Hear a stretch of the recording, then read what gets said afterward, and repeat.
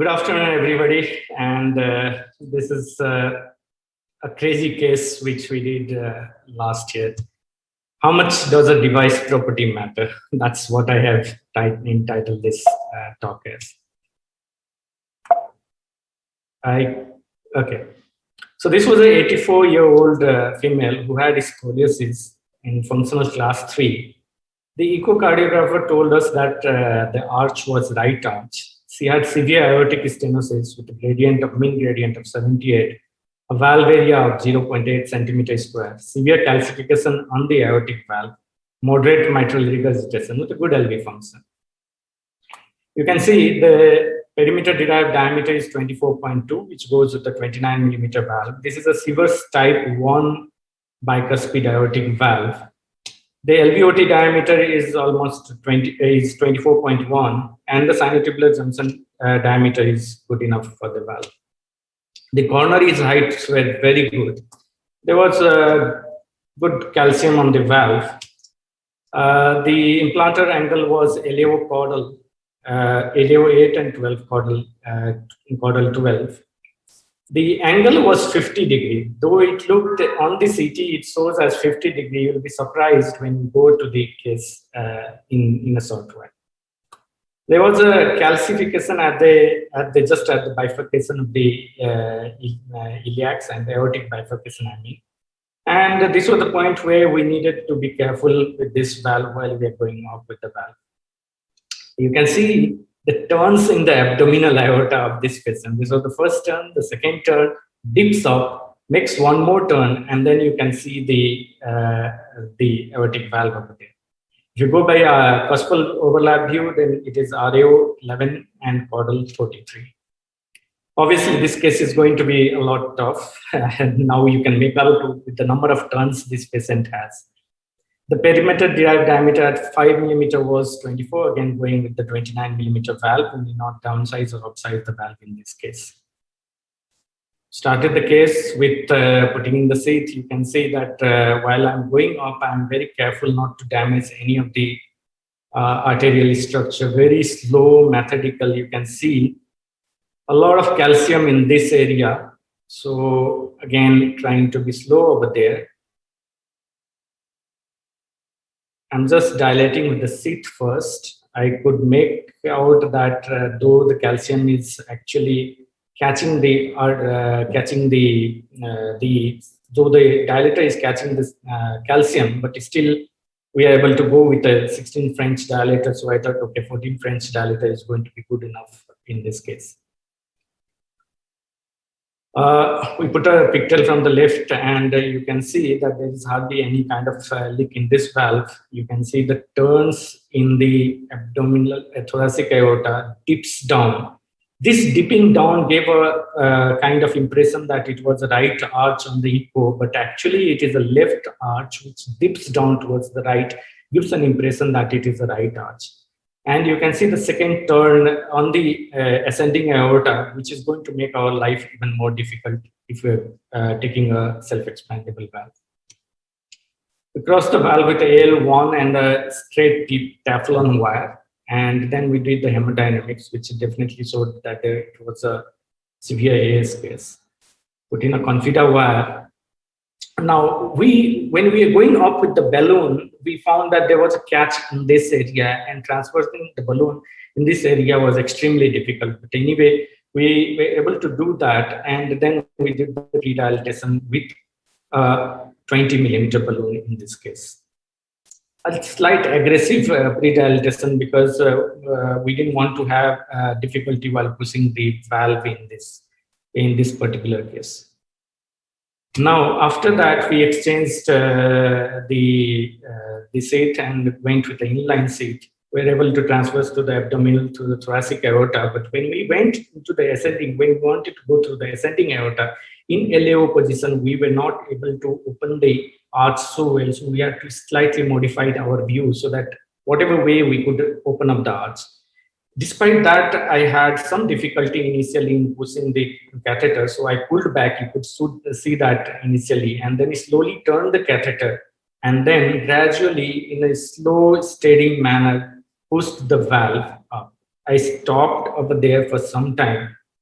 Did not want to push the valve in this position. So then the second thing now I had to transverse is this arch in the aorta, which was extremely difficult to transverse. Again, here I used the property of the valve that the seat has two spines. I just took away the spines from this area of the area which was causing disturbance, and slowly tried pushing it down. It was extremely difficult, but over a period of time, I was able to transverse this arch also. And you will see slowly how if you calmly and methodically push the valve, how you are able to do it. So in this one, you can see slowly the valve will go down as I make a small turn on the catheter. Mind it, I'm not using a Lunderquist wire in this. I'm still using a Confida wire in this. It all depends upon the way you play around with the catheter and how much well versed you are with this catheter. In this way, I was able to transverse into the LV. I went into the LV, but by then the pigtail had been pulled out. So what I did next thing was to actually position the pigtail in place. So I could not do it just pushing the pigtail because of all the turns, the amount of calcium in the abdominal aorta. So I used the wire, tried to use the wire to position it. And despite the wire, I was not able to go down. So what I did is, next you will see that I pull out the whole pigtail, and then above I try to rotate and go down with the wire, and subsequently I push the pigtail. And of course, this time I was able to go into the non-coronary cusp.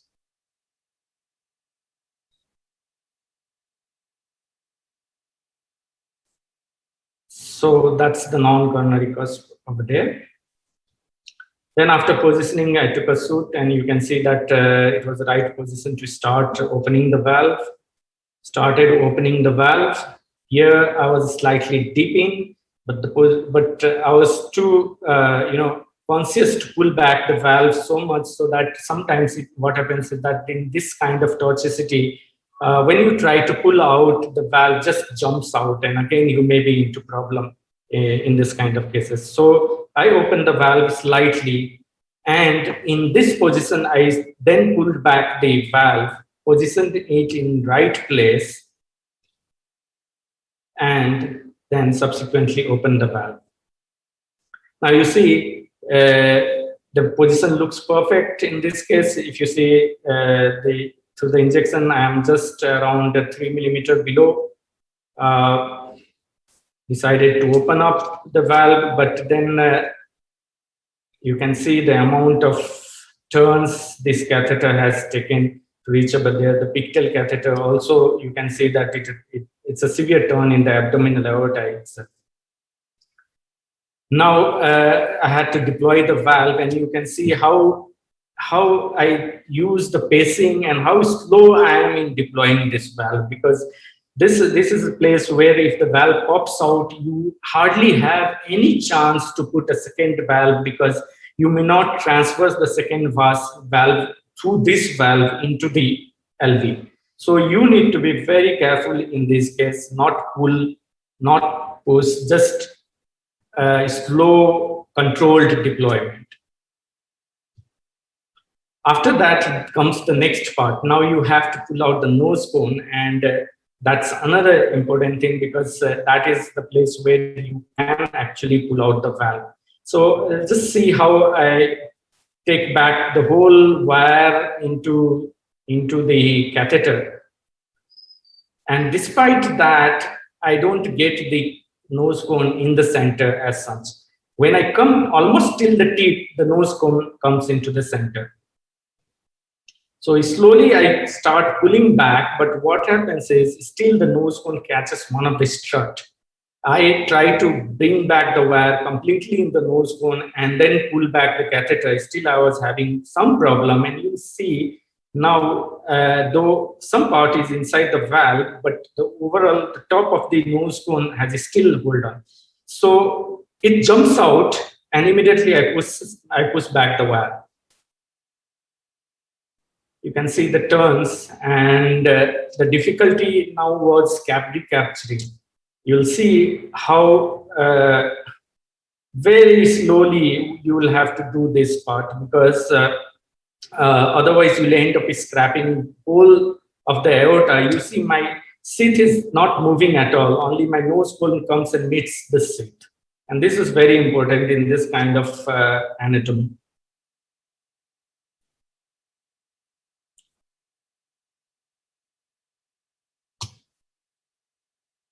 So that's the valve, and this is the final injection. You can see the valve is exactly something around 3 mm. This is the supraannular position of the valve where the valve opens. Both the coronaries are flowing well, and you can see how horizontally the valve is sitting in the aorta.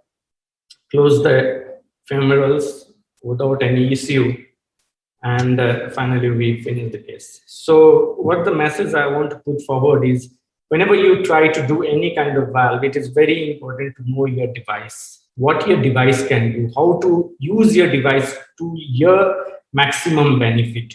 And this happens only when you master one kind of device and then move on to the second kind of device. CT planning, of course, is very important. You should be slow, calm, methodical in your position, in your preparation, as well as deploying of the valve. Be prepared for the worst and keep everything ready. I had covered stent ready, I had snares ready, I had all kind of abdominal grafts ready, so that if anything goes wrong, you should be able to do away. You should be able to finish your case properly without harming the patient. At the same time, I would like to say that you can do any kind of horizontal aorta, any kind of anatomy, even with Medtronic valve. You should only know how to use the valve property to your benefit. Thank you so much. Any questions? I would be happy to answer the questions. Could have been avoided with PERC axillary access, which should have been our go-to approach. And I think just something worth thinking about, because I think not every case with, first of all, it's outside the IFU of the valve, and number one. Number two, not everybody has the patience and the skill. Yes, the subclavian was even dipping down, and then you need to take that top ascending aorta curve, come down to the another top curve. That was even more dangerous than coming from below. So and I was, I don't know, after I had seen the CT, I felt like I should not go with the Lunderquest. Let me try with the Confida wire itself. And I was feeling like I could go with that itself. Basically, what I used was the property of this catheter. It has a very nice property. You should not push this catheter. You just need to rotate in adequate amount to get this catheter flexed and move easily. And this catheter is highly hydrophilic. You can transverse any kind of anatomy. I would have loved to show another horizontal aorta case in which it is almost 90 degree, more than 90 degree. The valve is just sitting this way. But we could do transfers with this catheter easily. And it just requires some patience, some calmness, and understanding of the catheter, I think. I like the way you use the splines of the sheet, and obviously the manipulation with the wire plays a big role, and not losing wire in the ventricle while all this is going on is even more important, because that can be a disaster. I can just see so many things that could go wrong, and I think it was a nice case, though. Very nice to demonstrate. Thank you so much. Yeah, I think it is fair to say that Amit Chaurasia is very well trained and knowledgeable about the complex valve anatomies and able to do it. And I'm not sure that everyone should try to do a horizontal aorta in the first 25 or even maybe 50 patients.